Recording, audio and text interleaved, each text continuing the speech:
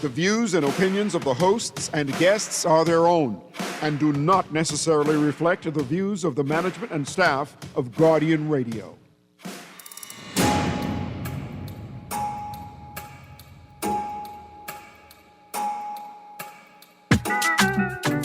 There's a part of me that wants to sing songs they grew up on and they records keep going and they try put it in our coffin. But this thing give you that feeling. Where records keep going, then we're going down with all them songs. Then I still songs by ancient man and things. Some of the greatest stories ever told was on a Rick and Scrape beat. No, some was told by Gino D. I grew up on Kid, I grew up on Ronnie, I grew up on I. Grew up on Elon Moxie. Really hope that you don't feel. Hope you don't feel cause I play R&B and things. I don't need my Rick and Scrape. I hope that y'all don't think I let it go. Hope you don't think cause I make rock music and things that I don't let TVS play. That I won't play no Smokey Double O. My old man would tell me how it used to be. How they would get jiggy and things to the sound of Rick and Scrape. Whoa. Feel like my generation eased up on this thing. Like we ain't grew up on this thing. A part of me still wanna sing. They records keep going, then they try put it in a coffin. But this thing give you that feeling. Where records keep going, then we're going down with all them songs. Then I still just wanna jump around and sing songs by Irish Star and things. Some of the greatest stories ever told was on a Rick and Scrape beat. No, some was told by Gino. I grew up on Ronnie, I grew up on I, grew up on Elon Moxie. Really hope that you don't feel. Hope you don't feel cause I play R&B and things. I don't need my Rick and Scrape. Wonder why y'all think I let this go. Hope you don't think cause I make rock music and things that I won't let D-Mac play. That I won't play no Smokey Double. Some of the greatest stories ever told was on a Rick and Scrape beat. No song was sung by Eddie, Phil Stubbs and Sweet Emily. I grew up on Ronnie, I grew up on I, grew up on Elon Moxie. Really hope that you don't feel. Hope you don't feel cause I play R&B and things. I don't need my Rick and Scrape. I hope that you don't think I let it go. Hope you don't think cause I make rock music and things that I won't play Nita and Swing. That I won't play no Smokey Double. If I can't hear Ghost, if I can't hear Cuckoo, so if I can't hear no more Rick and Scrape, what I could do. If I can't hear Sondra, if I can't play Garland, if I can't hear Veronica Bishop sing, I know what I could do and what I could do. Hope you don't feel good and think that I forget about Rick and Scrape. I hope you don't think that I let this go. Hope you don't think cause I play Afro pop and ding that I won't let Fred Fergie play. Or ain't Funky D don't touch my soul. Good yawning this morning and welcome back to Guardian Radio 96.9 FM, your station for fresh news, smart talk, all day. It's Monday, the 6th of October, 2025, and you are on the clock with Erin, Greene. And let me just say, producer, I missed the mic on Friday. I missed the mic, but that's okay because I'm back today, and I want to say thank you for C.A. Newry for holding it down for me as I prepared for the fourth Future of Democracy Conference. Let's get the show started. I want to start by saying happy birthday to a couple of people. First of all, happy birthday, Karis, cousin. We hope you're having a great day today. Tell my little cousin, he got to do it up for you today. Happy birthday. And also to another cousin from another dozen, Frank Carey. Happy birthday, boy. I hope you are having a great day today. Let's get the show started. I want to remind you of the Loyalist Charles Farquharson Will Competition 2025, open to junior high and senior students, high school students across the country. To win the prize, 2 pieces of correct information, the government recording record of Loyalist Charles Farquharson's will, and the recorded date of Charles Farquharson's death. So it's the Loyalist Charles Farquharson, the government recording record of his will, and the date of his death. We got lots to talk about this morning. Is a by-election looming? If the PLP is not ready now, what could possibly change over the next year? Ministry of Family Island Affairs, something going down in Crooked Island. The people say Relief is on the way for Eleuthera consumers. Oh boy, that's a hilarious one. Also, jailbreak. The individual that escaped police authority last week has still not been detained by authorities. In today's Tribune, authorities still have not found escaped murder accused. Police were tight-lipped when asked yesterday if they had received any information to help capture an accused murderer who escaped from the magistrate's court complex on South Street Thursday. Authorities still do not know the man's whereabouts. Chief Superintendent Anton Ramming, head of the Royal Bahamas Police Force's Criminal Investigations Department, said he had no update on the prisoner, D'Angelo Culmer. He could not confirm whether police had received any tips or believe Culmer was still on New Providence. I was listening into the text and the conversation at the end of the show. I just want to make a note. Mr. Strawn read a text critiquing the crisis center. And I have lots of center. My mother is a volunteer there, so let me tell you, I have the world of critique for the crisis center. But before I share any critique about the crisis center ever, I remind people that there's only 5 people working there. There's only 5 people working there. And like only 2 of them get paid, you know? There's only 5 people working there. Only 2 of them get paid, and they've been trying to do this work for over 40 years. So it's 2 things. Either you can join them, commit and dedicate your time to building their programming so they could serve more people or serve more people more effectively. You could donate your resources, like your money or technical skill or referrals to professionals who are committed to doing an effective underserved populations. Or you could start your own organization. See, when I got frustrated with the limited scope of the crisis center's work, I worked to start another different organization to focus on the aspects of the work that I felt the crisis center either wasn't or couldn't engage. That's what you do. Yeah, there's only 5 people working there. And to be honest with you, the women at the top, they're in their 70s and their 80s now.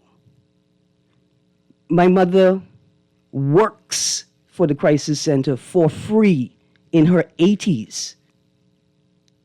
Start another organization to focus on the work that you think needs attention.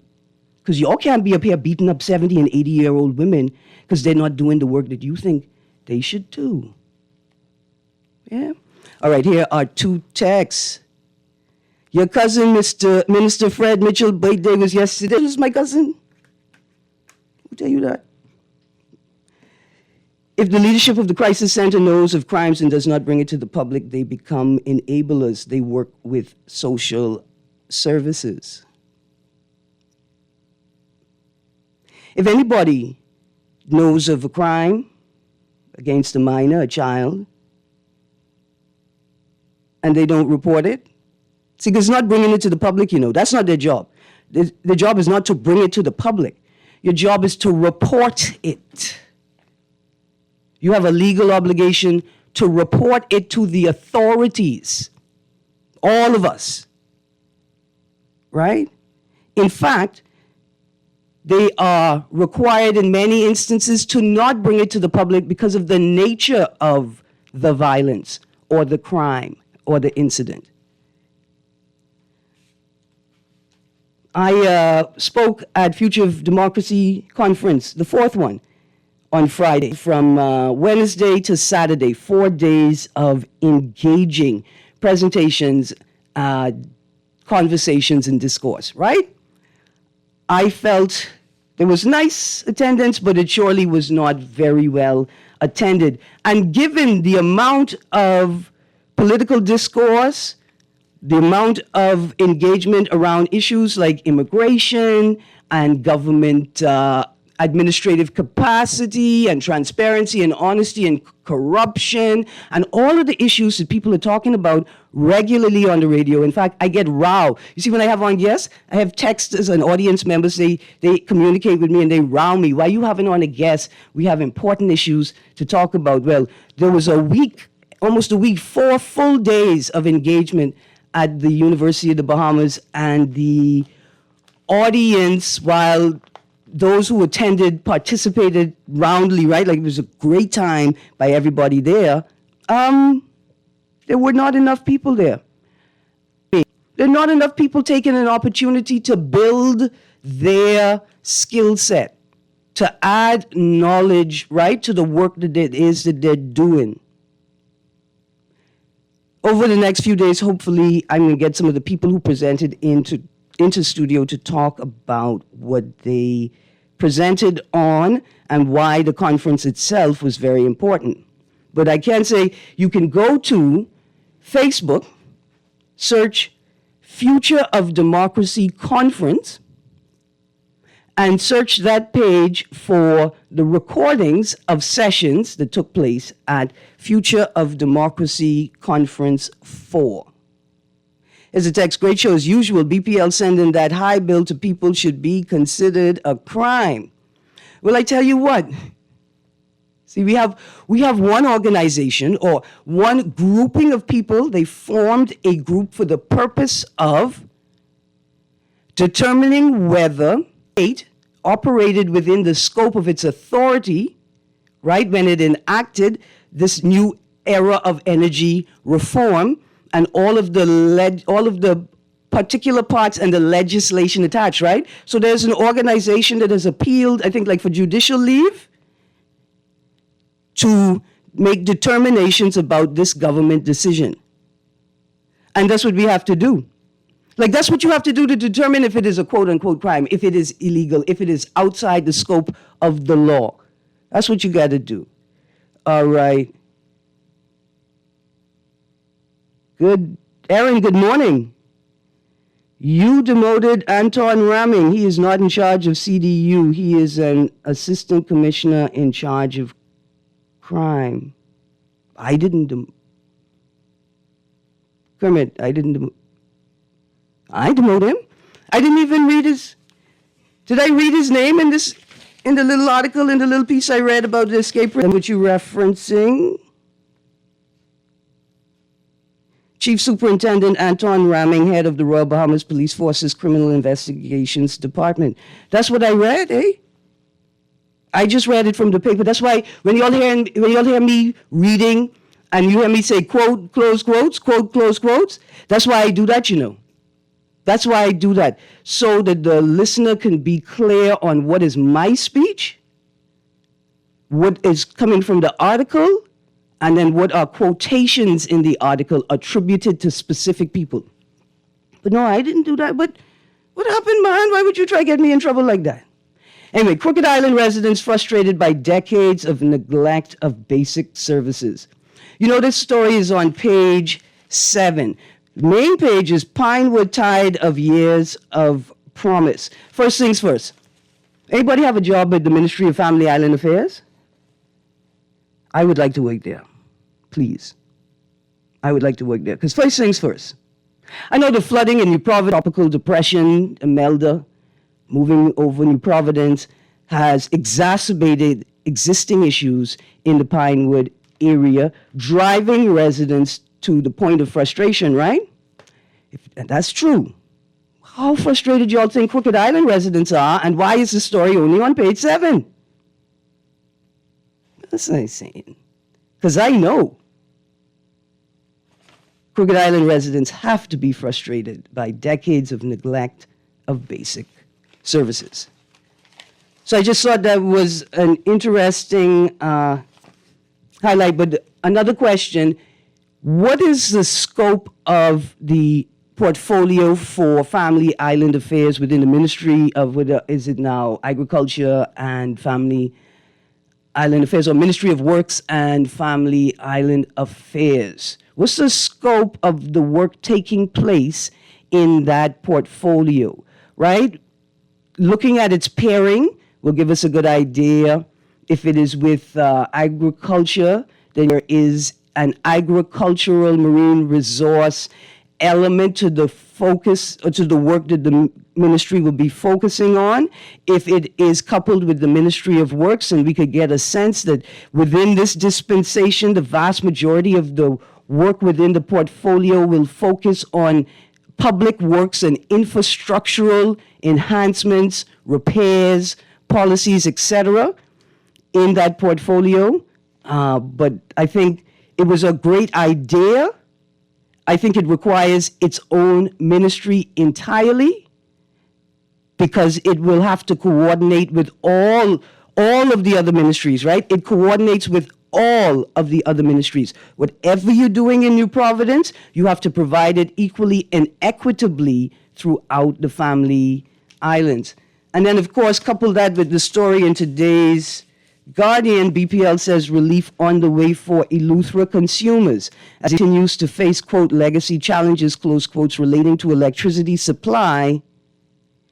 Bahamas Power and Light said yesterday one of 2 new generators will soon be brought online in Rock Sound. Quote, over the weekend, one of 2 new generators at the Rock Sound power station was successfully tested and is expected to be brought online shortly, close quotes, BPL said. Quote, once operational, this additional generation capacity will significantly improve the stability and reliability of the electricity supply across Eleuthera.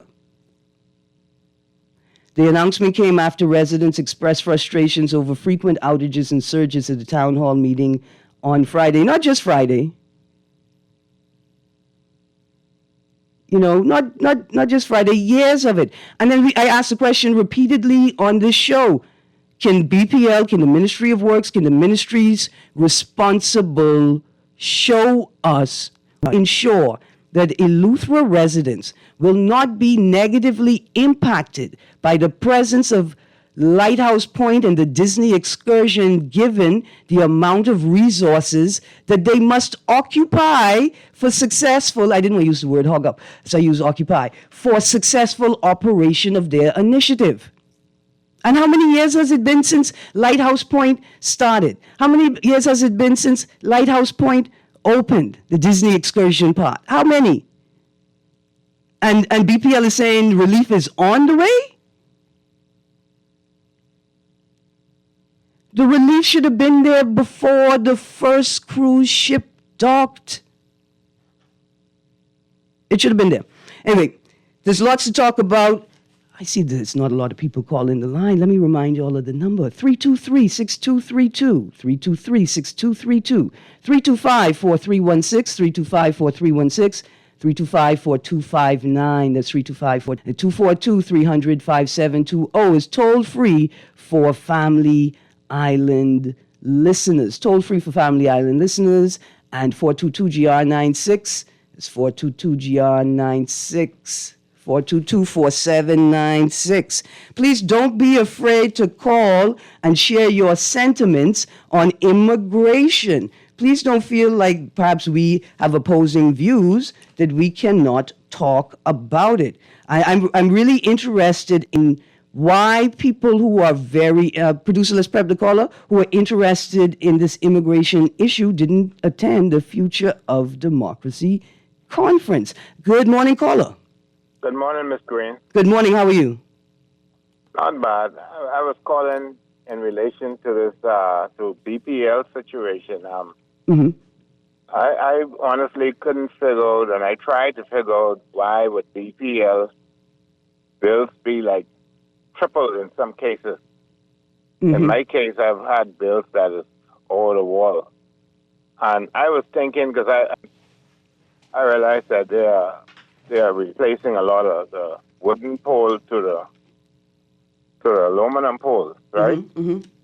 I'm wondering if somehow BPL just deliberately do this, right? They don't come to the public and say we are raising the bill, but what they do, they triple your bill at certain times, and then Caller, you still there? I think we lost that caller. I hope you weren't on one of them new fancy fiber phones where if the power goes off and you don't have a power bank or the power bank you got from your service provider never worked, you have no phone service. Good morning, caller. Good morning, Erin. Good morning. And good morning to my beloved Bahamians. Erin, there's so much in the news. I was wondering if it worth the time for me to call and speak on these issues. Are we going to talk about incest? And 'Cause that's one of the things in the news that I was going to talk about. yeah, that's one thing I have some regret for, because over 26 years ago, someone asked me to put up my paper to sign their daddy bail because he was accused by his girlfriend of trying to molest the little niece or something too. And I was reflecting on that, and I did. I said I should have leave him a couple of days and let him, at least go up the road and then do that. And I had to remind the son last year, and he got sorry. You know what I mean? That remember, you didn't own no property at the time, and remind him of that story, because I still trying to collect my money for my boat and my material for my stuff.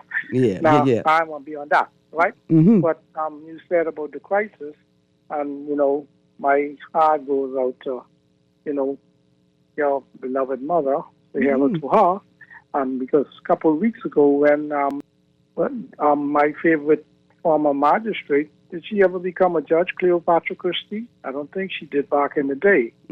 But for those who don't know, she was the one who was bold enough, and she's in charge of the crisis center, right? Yes. Well, Dr. Sandra Dean Patterson is the founder and head, and both Mrs. Greene and Mrs. Christie work alongside her. Oh, okay. Well, okay. I thought Cleopatra Christie was in charge. And my love goes out to her and her husband Gary. I know them personally, and people have to understand. Say if they don't report, she ain't got no fair in her heart to report nothing, because she was the one who sent PLP representative for Crooked Island to jail for trying to bribe her when she was a magistrate. And then you mentioned just now something about the issues that the Crooked Island residents those are having, and that's been going on for decades. So we have to understand too that with this thing with these on the weekend and these things of why they aren't getting to the bottom of crime. Remember that King Air, we still don't know where it is, and the person responsible for landing that in the middle of the night, less than 3 weeks after this administration took over, he's still on the force. I don't really need to call his name, and his sergeant was the one with bust the load. You know what I mean? That's the thing, eh? That's a thing. Yeah.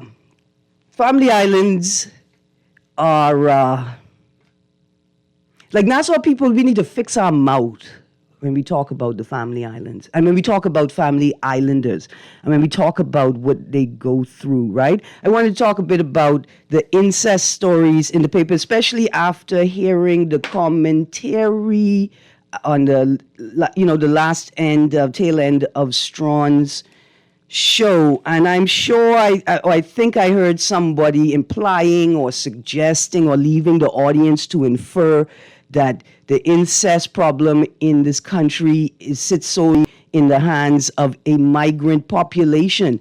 And let me just say, young people on the family island, imagine what it is like to be a young person, a child on the family island that is being molested or experiencing sexual violence or physical abuse at the hands of a caregiver, a family member, right?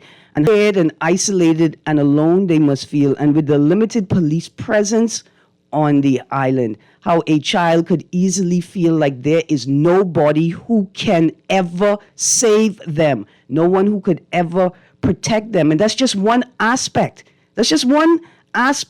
Right, of life on the family island. Producer, let's prep the calls. I see I got a couple texts here. One says Disney Lighthouse has its own power solar farm and backup generators, right? Okay, that's cool. We still have to examine movement into Eleuthera impacted, right, the provision of other services. Let's go. Good morning, caller. Good morning, Erin. Good morning, Bahamas. Morning. Erin, this situation concerning children, right? It is not confined to no particular nationality. We accept that. Yeah. Right? At least I'm sensible enough to know that it's not just, concentrate on one particular nationality. But when you look at this vexing problem, it seems as if that successive government is care less about this, how, the heinous acts are being perpetrated. Because we haven't taken any serious steps to eradicate and make child abuse history in the Bahamas. Over 2 years of doing this. And I haven't gotten any. I've gotten more pushback from the system than you can imagine. Why is this? Why? I mean, this when I hear these type of instances, and I hear a pastor. I remember Neil Ellis when a husband was accused. This is the type of pushback I'm talking about. When you hear, he was discussing a situation concerning someone who had abused a child. Neil Ellis asked the question, what do you do in a situation where the father is the breadwinner? What do you do? How could you ask this type of question? So I knew then now that, and I can give you more pushback, So it doesn't seem that we have developed an appetite to eradicate this situation. In fact, Mr. Duncombe, I'm supporting your position, and my presentation at the conference was examining the ways that the student, the customer, the citizen, the client has been decentered, right, from the very systems that's supposed to serve them. And there were a number of presentations that addressed issues facing young people. And let me just say that we apparently don't care about young people at all, in any capacity. We don't care if they're safe from physical violence. We don't care if they're safe from sexual violence. We don't care if they're unhoused, if they're homeless.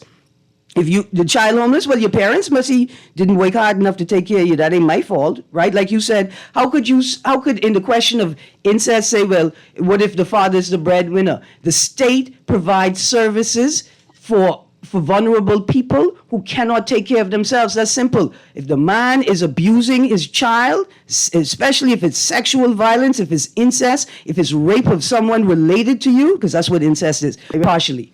There's some other types, but incest with a minor is rape of a child, right? We obviously don't care about children. We don't care. When you speak this type of language, they have a tendency to target the messenger. But then it's true, because I put in the work. I can't get the type of cooperation from any government in the Bahamas to address this particular problem. They wrote the Child Protection Act, and the way they wrote it, it took the Bahamas 50 years backwards, because to date, it was passed in 2006. It was enforced in 2009. For whatever reason, they dragged their feet. It has no regulation. It has no child. It has no ombudsman. It has nothing, no type of caveats in it to show that we are serious about eradicating this problem. I don't care what they do about me, but I believe that they need to look seriously. See this. We talk about crime, right? This 80% of all prison inmates throughout the United States of America were abused at some point as a child. So you see how the wider problem that we are creating in terms of crime. Yeah. We don't have these type of statistics to see exactly who is being abused, these inmates. We don't do this type of scientific research. So we are contributing to crime, etc. But these backward leaders who call themselves intelligent, they're not bringing nothing much to the table, man. They destroyed this country, they're destroying children, they're destroying everything, and we're giving them pension, we're giving them good health insurance, and they honestly don't deserve it. Well, they don't deserve it. Mr. Duncombe, thank you very much for your passionate plea. Would you say just now? You say something, man, it was right in my... tension. Man, if you want your pension, you gotta take the tension, eh? Thank you, Duncombe. Because I think some of these political figures don't get it. If you want the pension, you have to take the tension. Or take detention. Some of y'all need detention. Let's go to the next caller. Also, I got a text here that says, please be aware things from smart meters are always going to be wrong as long as dirty power, that's harmonics, is being supplied by BPL or GB Power. If you see your clocks are wrong, then your bill will be wrong. If I could see a meter reader,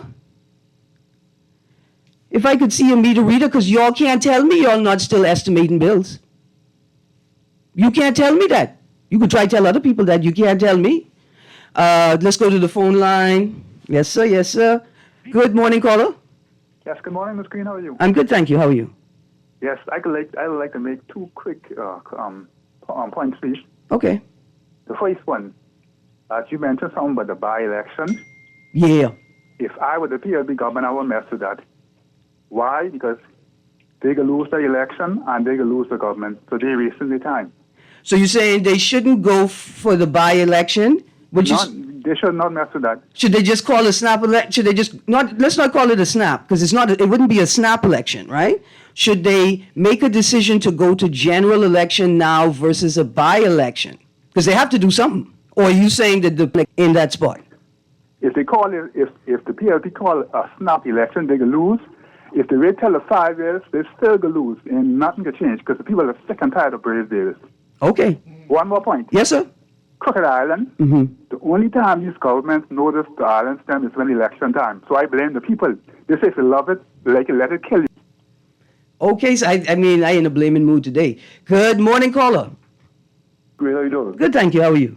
Yeah, right. Pertaining to the incest situation, right? Yes. That's been going on. The Of only course. difference is nowadays is that social media and other media outlets are there to expose what was really going on. That's the only difference.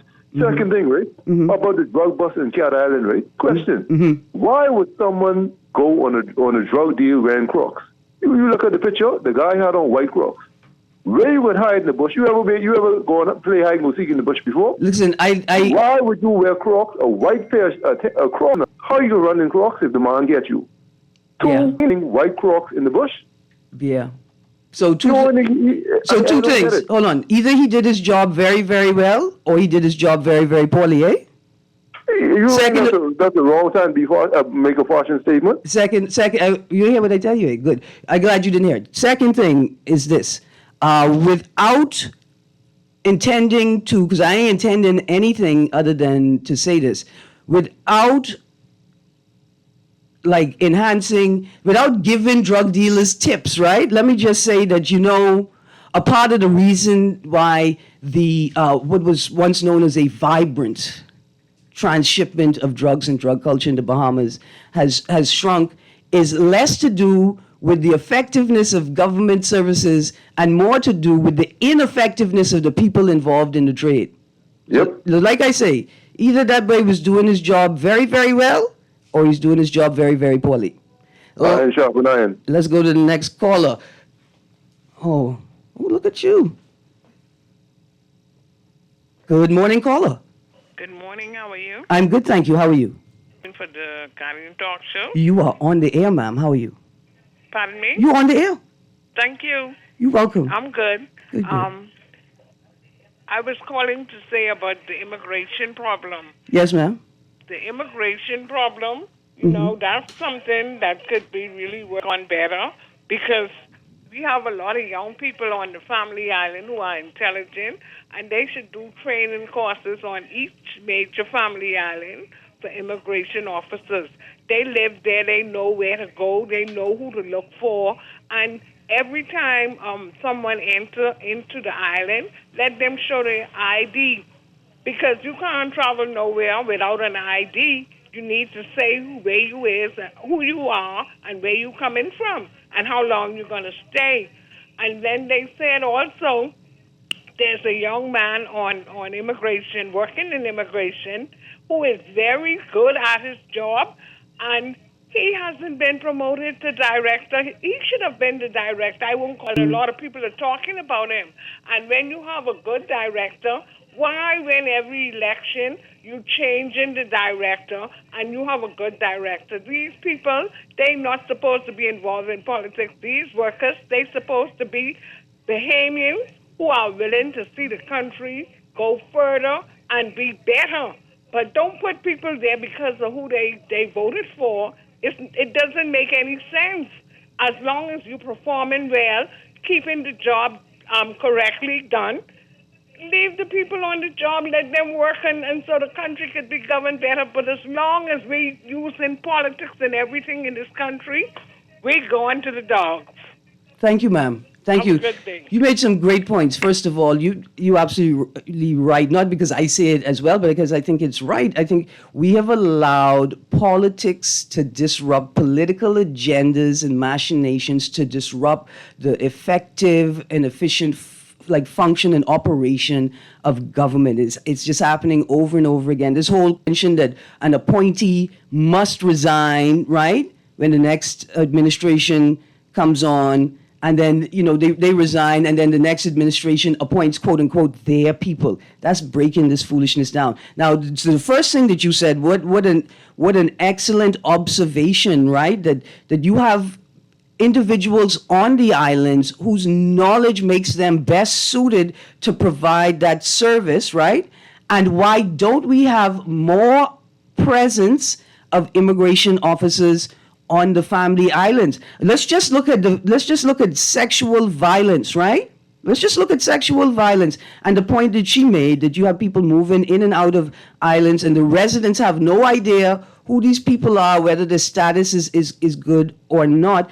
Imagine that we have a serial rapist, right? That is just moving from island to island to island, where they know that there's a lack of police presence, right? And the cultures in these spaces make it easy for them, or likely that they will get away with what they're doing. Post Dorian, we thought that would have been the pilot. We thought that would have been the pilot for a new era of immigration, right? Where we are conducting inter-island checks for the purpose of mitigating or eradicating undocumented migration and undocumented internal migration, where people get a work permit to work on a particular island with a particular project, and then you find them working on another island on another project, right? We can do these things humanely. Let's go to the phone line. It says, great show as usual. Incest been going on the family. Yes, Texter. That's what we be saying. Good morning, caller. Yes, good morning, Ms. Greene. Yes, sir. Yeah, I don't want to talk about immigration. I don't know if you saw the article in which the article put out by some police chief from Port St. Lucie, saying that the Bahamas has relaxed its immigration enforcement, etc. Which, and I totally agree.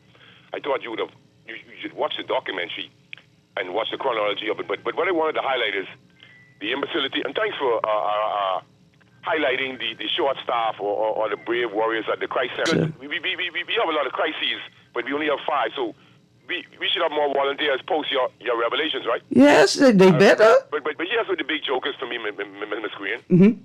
The other day, they came up with some statistics, some data, quantification as to related to how many school children were using alcohol and smoking marijuana and using other hard drugs, et cetera, right? Mm-hmm. So I want to frighten the hearts of the pedophiles, right? And you know this whole story about Hollywood, that I call Hollywood, right? Mm-hmm. As revealed by young child actors, et cetera, et cetera. Mm-hmm. So we know the powers that they yield over the global plantation. Mm-hmm. Now, what frightens me at home is the fact that everybody's shouting here and there, but I thought, I'd just like you to comment on it, because I respect your commentary. So what I'm saying is, I just thought that maybe we would go into the schools, because I want to frighten them, and we would question all of the underage girls and get the same information about who was smoking. We want to know who all having sex before they reach a certain age. And then I'm not interested if the guy is 16 and the girl is 15, et cetera, or 17. I'm saying is we want to know between 13, 12. Yeah, right? and underage girls, because I see it in the community, but people are blaming certain demographics, but it's basically all. But let's solve the problem. Let's frighten their hearts. Let's show them that we're serious. Otherwise, for me, let's stop talking about it, because it upsets me. You see what I'm saying? Yeah, give thanks, yeah.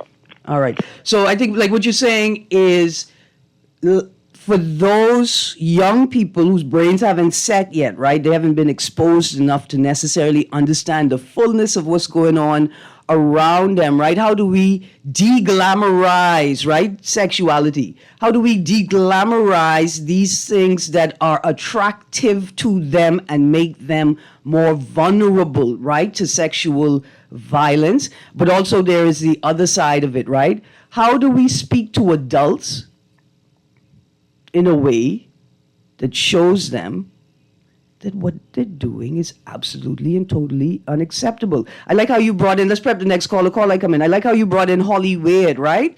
Because imagine now that I'm 49, I've been watching all the TV there is to watch. The exposure of what has been happening at Nickelodeon, what's been happening with child actors everywhere, and we still have our children watching movies produced by these systems where the sexual violence is rife and proliferates. Good morning, caller. Hi, very pleasant. Good morning, Lady Greene. How are you doing? I'm good, thank you, ma'am. How are you? I am wonderful. It's so good and refreshing to hear you on radio. Thank you. Bringing forth the issues, the concerns, and, you are very much an advocate for greater good of the Bahamian people. And I say hats off to you, ma'am. Thank you very much. What I wanted to say, have you observed the fact that they clear down the bushes in stating that it would help in deterring crime and criminals hiding things and so forth? Mm-hmm. But my thing for me is, was it just giving someone a contract because the bushes are right back up again? And what it would take absorbently for the government to keep paying. Mm-hmm. Secondly, when the clearing of these bushes, because there's a lot of theft with cars. The other day, 2 ladies' car was stolen. They were right by Government High School in the back of the bush there, right in Government High School, right in the dorm out. Mm-hmm. And one of the cars, I think, was stolen from Yellow Elder. And I'm trying to wonder, if we're clearing these bushes, don't we come across all of these cars that are stolen and all the other things? So I think we need to really take a closer look on the amount of monies that are being spent to clear the bush, which is, still the bushes, by the time you then clear one section, the other section grows right back up. Yeah. So I'm wondering, is someone being generously rewarded for doing something, or what happens when these bushes grow back up? That is my concern to me. Yeah.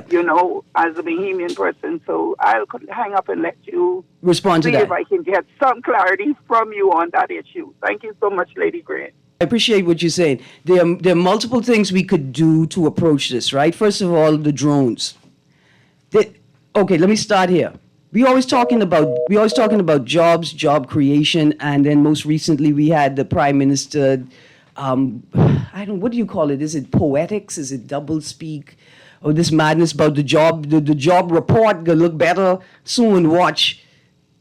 It's just madness, right? But basically, he said that there's a lack of skills available, right, to meet the jobs. There's a lack of skills to meet the jobs that are available. So here's my thing. Why don't you create the jobs we actually need? And the conversation about the unemployment.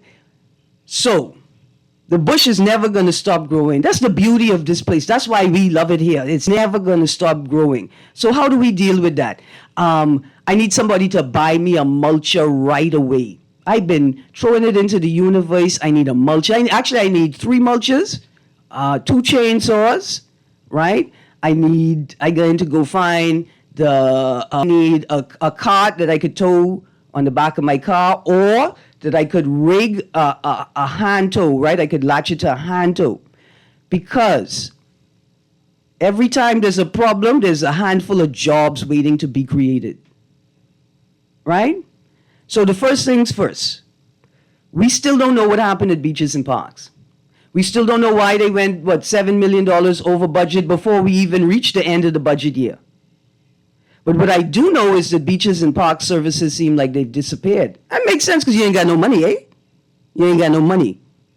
But what is beaches and parks doing? Why are they not better organized? And why isn't beaches and parks, right, leasing or providing rent to buy or incorporating in the contracts that if you get a contract to clean verges or bushes, that you must have mulches, right?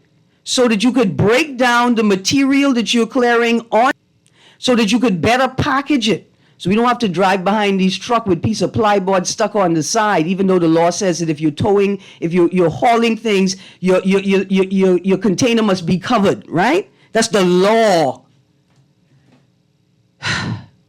But you could insist that they must have mulches to break down the trash, the organic trash in the communities that they're collecting it, so that either they give it to the constituency office to sell back to the residents in the community they took it from, or they're able to keep it for themselves and sell to supplement the revenue that they're generating from this contract, right? Or the constituency office purchases the mulches and sends out part-time working teams to either assist the people who have the contract. So once beaches and parks people come through and cut it, then the constituency team comes in and mulches it and does something with it, right? Because I can tell you this, miss. I can tell you this right now. I know exactly what happened. Yo, when we cut the grass, the tree, the bush down, y'all don't see that keep growing. Every time I come back, it growing. What's the point in cutting it down? That's exactly what's going through somebody's head. So we can deal with, right? We could, the environment we're living in. See, that's why everything is always go back to imperialism, right? Because we don't even know where we're living or how to live here. Here's the next thing. Why we don't have drones? Or do we have drones? What are they using them for? To make commercial for the police? But they should be using them for traffic enforcement, to be honest. But we need more drones. And you want a contract? We need contracts with companies that are providing drone security services for the government or for constituencies or for residents associations, but affordable contracts. Not like this foolishness where constituency offices have to pay, at least in my constituency, they have to pay $1,000 per light to have it changed. The constituency office has to pay $1,000 per light to have it changed.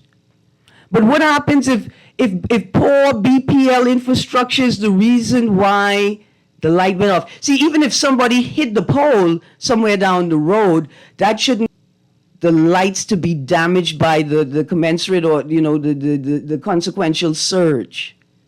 And why the constituency offices have to pay $1,000 per light bulb. So now you have people in their community deciding, okay, are we going to tell our MP to commit, let's get the caller producer, sorry about that caller, commit this money to community programs, or are we going to just commit this money to fixing light bulbs every other week so residents could have a sense of security?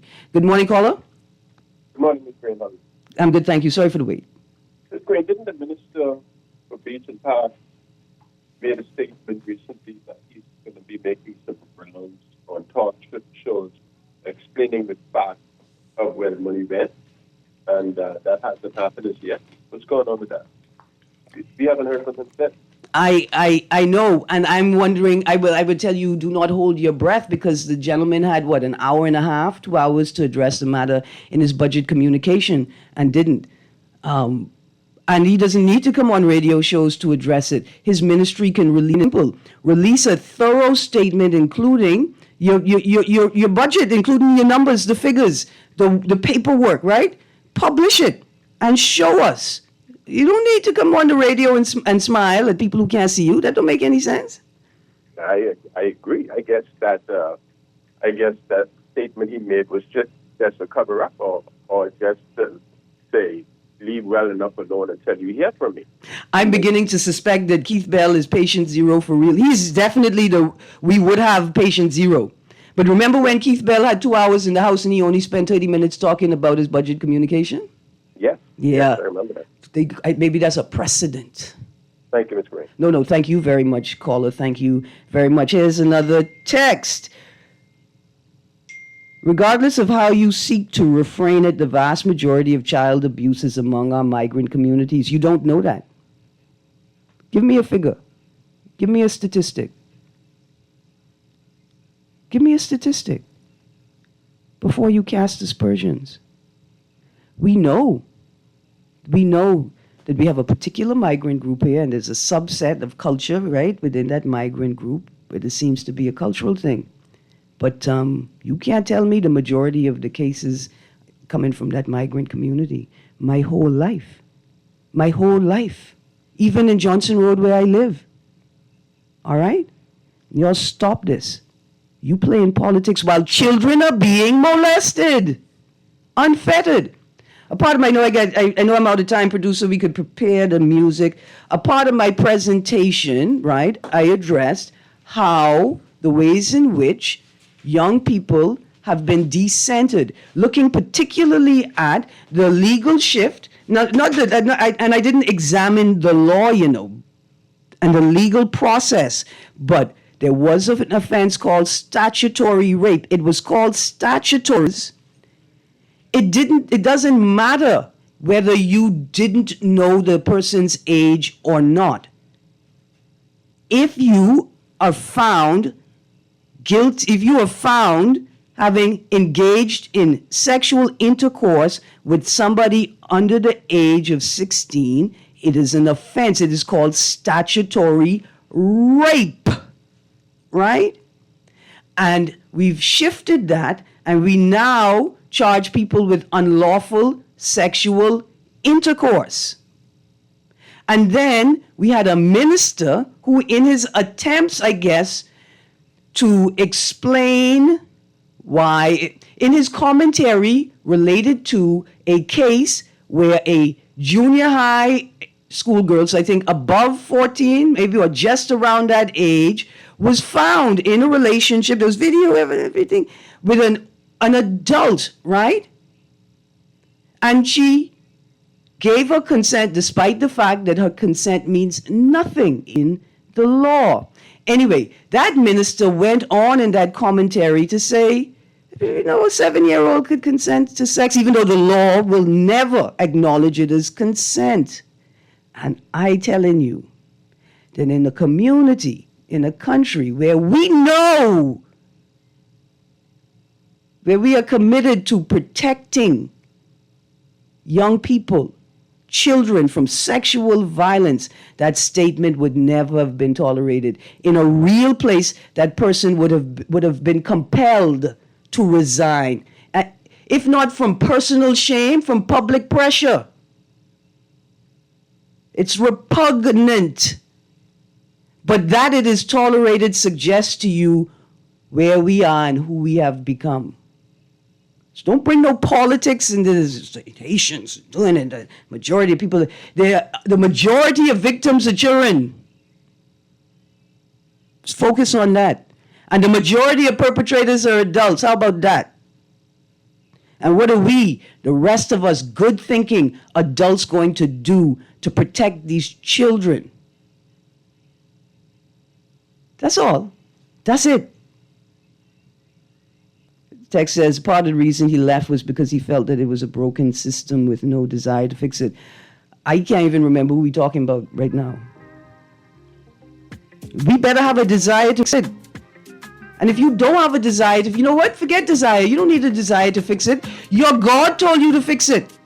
Your God told you to not allow it to fester. Your God told you if you love him, then love these children. Anyway, you all should have been at Future of Democracy Conference 4. A good time was had by all. Check out the page for the posted videos, and stay tuned, because Guardian Radio AM with Tia Nuri is up next.